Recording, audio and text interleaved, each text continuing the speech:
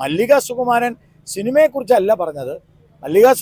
സുകുമാരൻ പറഞ്ഞത് major രവിക്കെതിരായിട്ടുള്ള major Ravi പൃഥ്വിരാജിനെ ഒറ്റപ്പെടുത്തുന്നു എന്നാണ് പറഞ്ഞത്.